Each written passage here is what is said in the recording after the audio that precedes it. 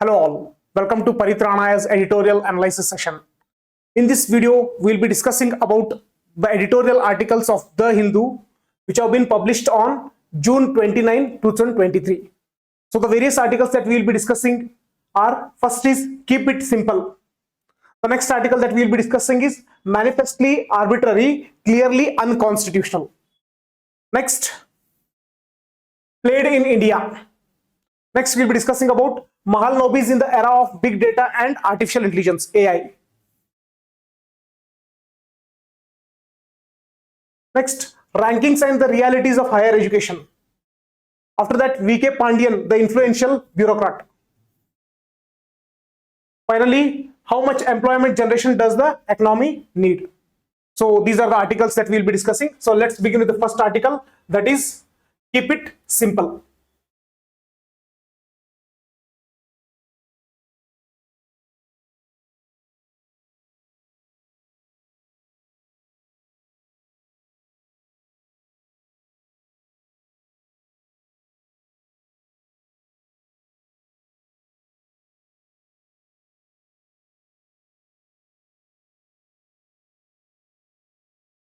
So here, in this article, we shall understand the things from exams perspective. Especially this article has contents which are important from Prelims point of view. So what are those various entities that are present over here or important from exam point of view? So first one is EPFO, Employees Provident Fund Organization. Employees Provident Fund Organization. Next, EPS, Employees Pension Scheme. Next, Labour Ministry. So Parliamentary Standing Committee. So let us understand the basics. So what is that basics? So Employees Pension Scheme, it was amended in 2014. Sorry.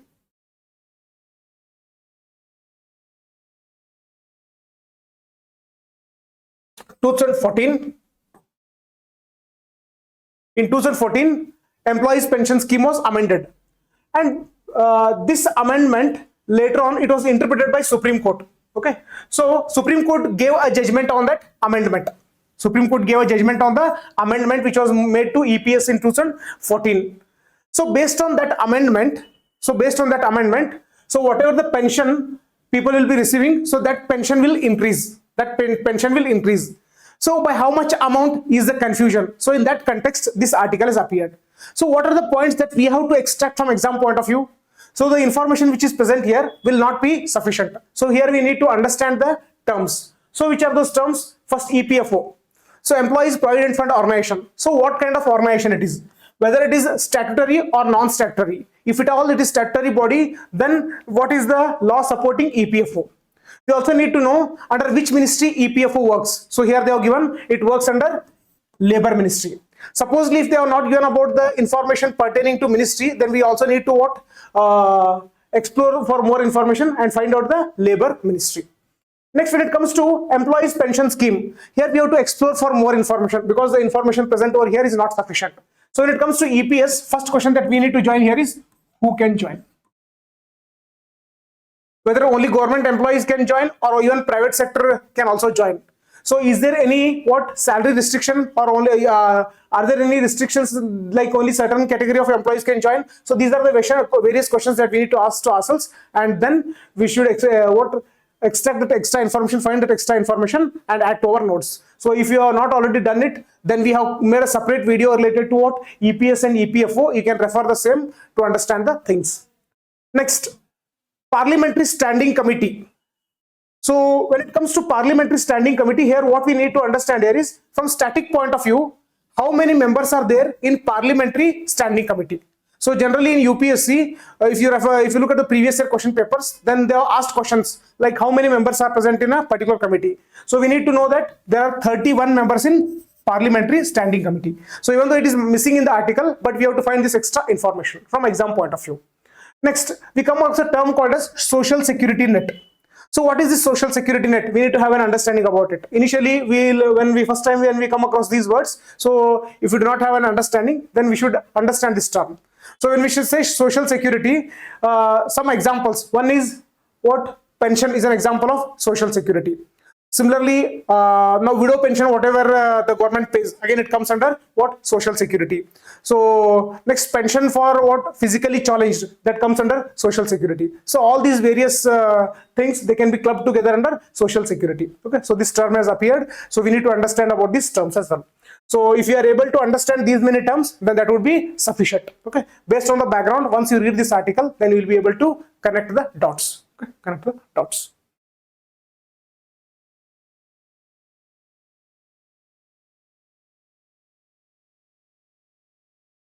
Social security net.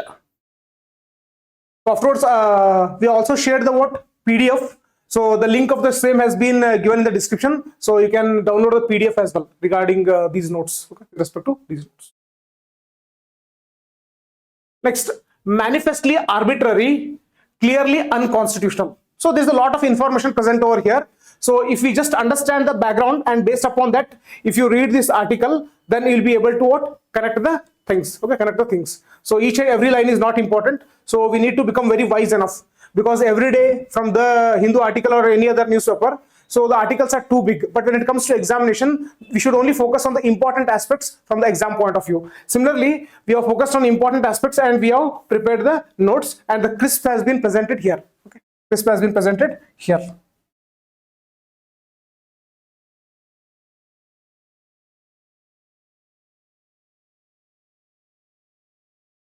Okay. So here, what do we see here? So National Capital Territory of Delhi. National Capital Territory of Delhi. So there was a dispute between Delhi and center. So what was the dispute regarding? That dispute was with respect to an area called as services. Okay. So here we shall take IAS as an example. So IAS, this is a service. Okay, this service. So this service, so who should control it? Delhi should control it, Delhi government should control it, or center should control it. So this was a dispute which was going on. And this case, it went to Supreme Court. Okay, it went to Supreme Court. So Supreme Court, what it did, it gave a judgment which was in favor of Delhi. It said that services will be under the control of Delhi. Under the control of Delhi government. It means transfer of IAS officer, an example. So that can happen with the help of, that can be done only by Delhi government. This was a Supreme Court judgment. But in order to overcome this judgment, center moved an ordinance. Okay. So what is an ordinance? So who issues ordinance? So what will be its impact and all? We have discussed in the static part of polity. So if you are unaware, then you can see our ordinance related video. Okay, ordinance related video. So this ordinance, what it did is, it gave the control of services to center. It gave the control related to services to center. So this is the issue now. So here we shall understand regarding few other things. So what is that? So article number 239 AA. So it deals with Delhi. It deals with Delhi. It deals with Delhi. Now when it comes to our 7th schedule of the Constitution, we are already aware. So if you are not aware, then you can refer to our 7th video related to 7th schedule. So when it comes to functionalities between the center and the state, so these functionalities have been divided according to the subjects which have been mentioned in the 7th schedule. So on which particular subjects center should work, on which particular subject state should work, and on which particular subjects both center and state to work together. So 3 lists have been maintained in 7th schedule, and we call them as list 1, list 2 and list 3, or union list, state list and concurrent list. So for time being, we will not be discussing in detail about all those things, because we have already covered it in other video. So directly we will come to list 2, that is state list. It is also called as state list. So what does it indicate? So the subjects which are present in the state list, the subjects which are present in the state list, who can make laws? States can make laws. States can implement them. States can implement them. So this is the general scenario for all the states, for all the 28 states. But when it comes to Delhi, there is an exception. What is that exception? So there are close to around 60 to 70 subjects in list 2. List 2. So in all the 60 to 70 subjects, Delhi government can make law as well as implement them. On all the 60 to 70 subjects which are present in list 2, Delhi government can make laws and implement them. But there are few exceptions. What are those exceptions? The exceptions are the subject called as police order, land and police. So in these three subjects, Delhi cannot make a law. Delhi cannot implement them. But if you look at the other states, if I take Karnataka as an example, then Karnataka can make a government can make a law on public order. It can make a law on a subject called as land. It can make a law on a subject called as police and also implement it. But when it comes to making of law with respect to these subjects, public order, land, and police, it lies exclusively with the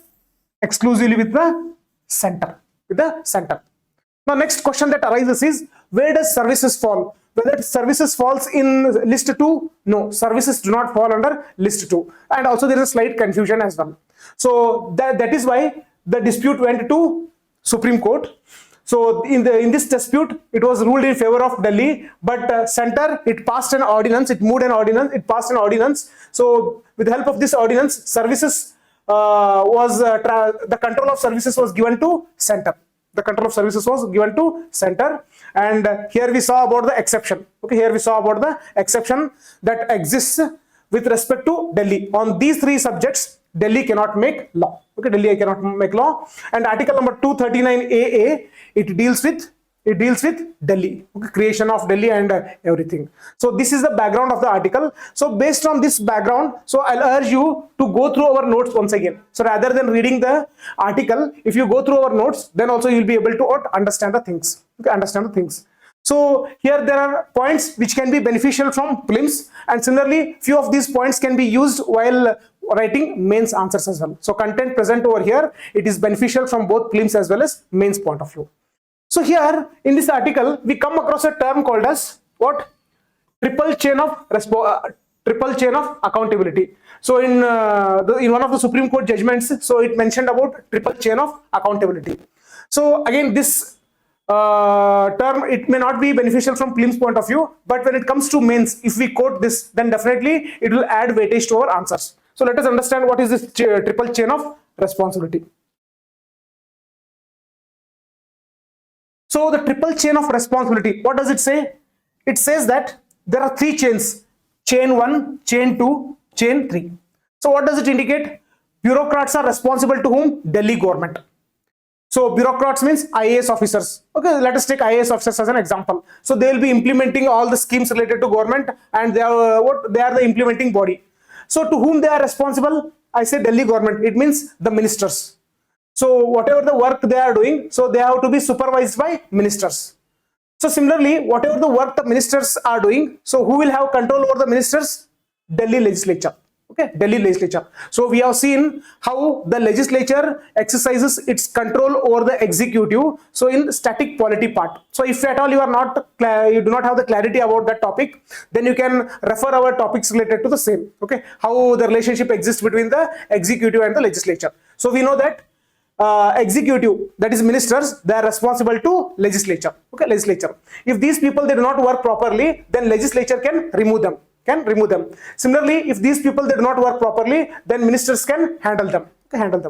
Similarly, if the Delhi legislature, if it does not work properly, then what happens? Every 5 years we have an election. So in election, this legislature can be changed and new legislature can be brought, or new members may be elected. Okay, in this fashion, it is a triple chain of responsibility. So what the writer wants to conclude here is, according to the constitution or the established standards, so this should be the what? Chain of responsibility. But here, center is trying to occupy this position. So center is trying to take this position is what is being highlighted in this article. And these points can be used from mains point of view. Next.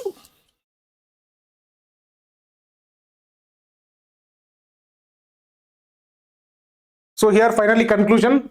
So Delhi Services Ordinance undermines the principle of representative democracy and responsible governance, which are all the pillars of our constitutional order. Okay, so representative democracy, responsible governance. So these are the various terms that we need to understand. So if you do not have an understanding, so you can refer our other videos where we have discussed about what is representative democracy and what is responsible governance at all. So after understanding all these things, if you read this article, then you will be able to connect the things. Next, played in India. So this is the sports related article. So there are not that much worthy points here, but based on the content which is present here, we can explore for more information. and that more information might be definitely beneficial for us from prelims point of view.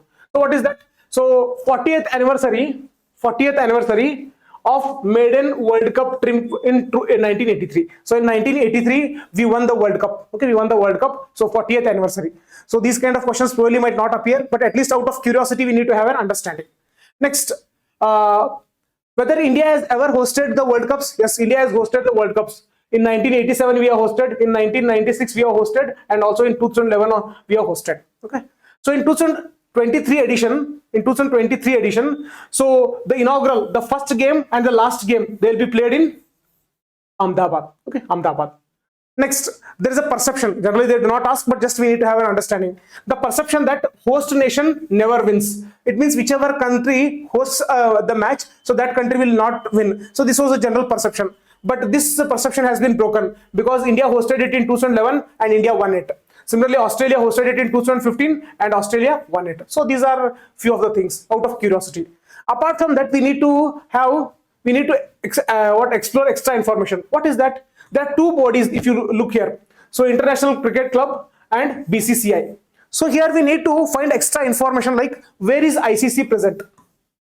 Where is its headquarters located? Similarly, when it comes to BCCI, it is Indian body. So where it is located, where its headquarters located, whether it is a statutory body or non-statutory body. So who controls it? So out of curiosity, we need to find extra information regarding ICC and BCCI from exam point of view. And when it comes to prelims point of view, when it comes to mains, we need to also have understanding about few other terms. For example, soft power. So we can quote that sports is an important sport, soft power, and it has to be promoted. So all these things can be used in mains answers. Next, Mahal lobbies in the era of big data and artificial intelligence. So here we shall only focus on the terms. So all the things which are present in this article are not important. Some important points are extracted, and these points, they can be beneficial, or they are very much beneficial from prelims point of view, and few of these things can be even quoted in mains. So PC Mahalanobis, he was a famous statistician. So Indian Statistical Institute, we were able to establish, who established it? PC Mahalanobis. Okay, Mahalanobis. Next, who was responsible for introduction of digital computers in India? PC Mahalanobis. So they even given the year as well, 1956 and 58. So generally UPSC does not focus on years and all, but out of curiosity. Okay, out of curiosity. So we need to know that digital computers were introduced by PC Mahalanobis in India. So in 1956 and 1958. Next, here also we come across history related aspects, Arthashastra. So generally UPSC focuses on works and authors. So who has written Arthashastra? Kautilya. Okay, Kautilya. So these are the important points which we can connect. So PC Mahalanobis, founder of Indian Statistical Institute. So he was responsible for the introduction of digital computers in India. And Arthashastra was written by Kautilya. So why this has appeared in this article? Because PC Mahalanobis was greatly inspired by this work. He was greatly inspired by this work. Now, apart from this information, what is the extra information that we can add here? So any organization, when it occurs, Indian Statistical Institute. So what is Indian Statistical Institute? Whether it is the statutory body or non-statutory body. So where its headquarters is located. So what are the important functions performed by Indian Statistical Institute? So these are the various things which we have to search for more information and add to our notes and enrich it. So if you are unable to do it, then we have already done a separate video on Indian Statistical Institute and its functionalities. You can refer the same video for the same. Next.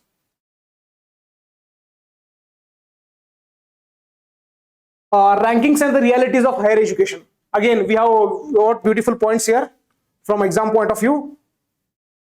So again, points can be used from prelims as well as mains point of view. So in order to understand this article, let us pick some important points. So from what perspective we should read these articles? So NIRF, National Institutional Ranking Framework. Okay, framework. So here, first, which are the parameters? First, we need to know about the parameters. So which are the parameters? So here we have 4 parameters. So one is teaching, learning and resources, graduation outcome, research and professional practices, outreach and inclusivity, and perception. So UPSC, it asks it may frame a question like this: which of the following are the parameters under NIRF? And if we are unaware, and if they give an option like perception, generally we get confused. So perception might not be a parameter, but perception is also a parameter under NIRF. Next, who releases it? Ministry of Education. This is also very important. Okay, very important. So in this context, what are the other information? What is the other information that is important? Edition. So whether NIRF rankings, they are being released for the first time, second time, third time, or what? So here we'll understand that it is 8th consecutive edition. So this is not the first time, but this is 8th time. 8th time. Next, whether it generally releases only one set of ranking, or there are different categories. So categories, if you look here, overall category is there: universities, colleges, research institutions, and innovation. So these are the various categories. Next, also apart from that, it also releases based on subject domains. So it covers the following subject domains: engineering, management, pharmacy, medical, dental, law, architecture and planning, agriculture, and allied sectors. Okay, allied sectors. So here we also need to know about the top 100 colleges, or the statistics related to top 100 colleges. So if you look at the top 100 colleges, so Delhi is Tamil Nadu is a top performer. So around 35 colleges from Tamil Nadu, they appear within top 100 rankings. So next is Delhi, and third is Kerala. So this is very important. So this question can be asked in both prelims, and the same data can be quoted in mains as well. Okay, in mains as well. So this data can be quoted with respect to what? Top 100 colleges. Next, we also come across another survey. Which is that survey? All India Survey on Higher Education. All India Survey on Higher Education. So we need to know, so who conducts this All India Survey on Higher Education? And as per this survey, there are many different data which will be important. But in this article, the data which appears is which state has the highest number of colleges. If you try to look for this information in this article, then you will get to know that Uttar Pradesh is the college is the state with the highest number of colleges. So Uttar Pradesh has the highest number of colleges. Okay, highest number of colleges. So this data becomes important. Next, also in this article, we have data pertaining to scientific publications. So again, it's a very important parameter. It's a very important parameter even for making global comparisons. For example, if you want to compare India's status with respect to other states, other countries, it may be China, it may be Russia, it may be USA. Okay, when you are comparing with other countries, so this value is also equally important. So here they have mentioned that India's share in the overall world scientific publication is 4.8%. And generally, we compare India's status with that of the developing countries like China. So China's share is 26%. So these values in prelims, they will not ask us for values. But in mains, what we can do, so when it comes to overall scientific publications globally, then India's share is less compared to that of China. So there is a scope for improvement when it comes to scientific publications. So these are the points which we can add in the mains.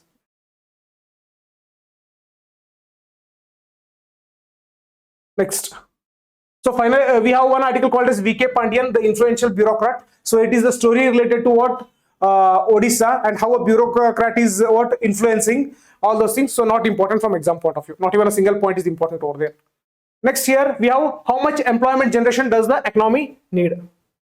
So again, in this article, let us focus on the important terms. Okay, only terms are important. So for example, so Economic Advisory Council. So where it is present?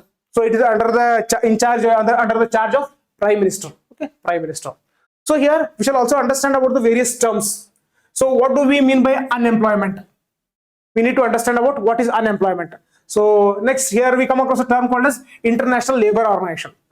So when it comes to international organizations, we need to have certain data about it. What is that? What kind of body it is? Whether it is anywhere related to UN, United Nations.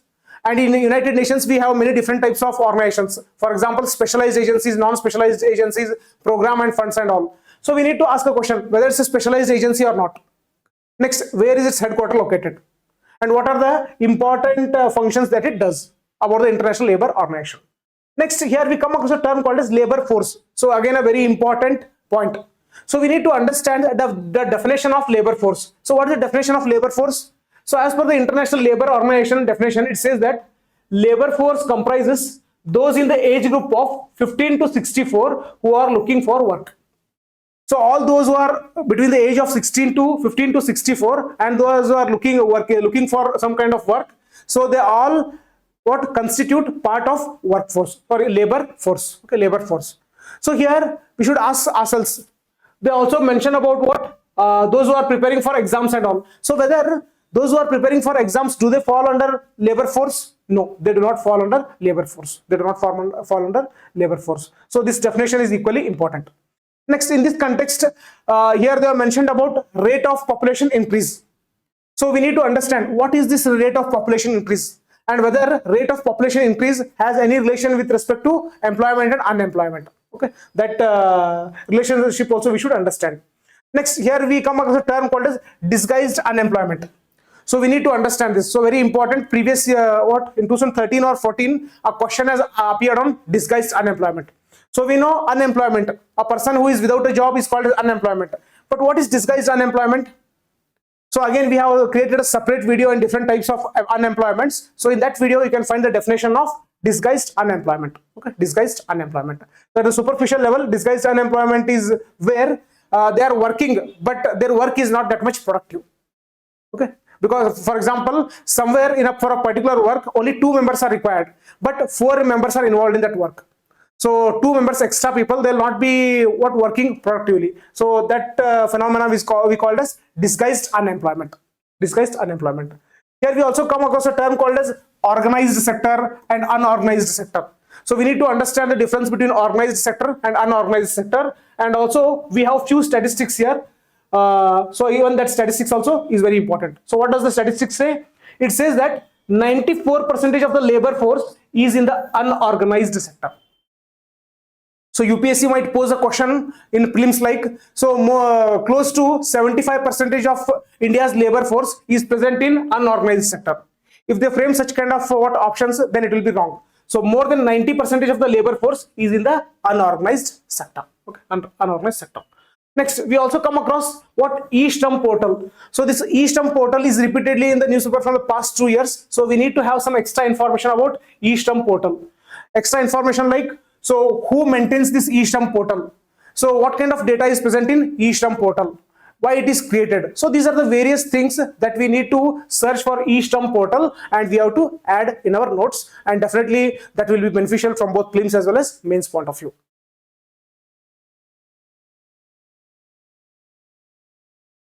Okay.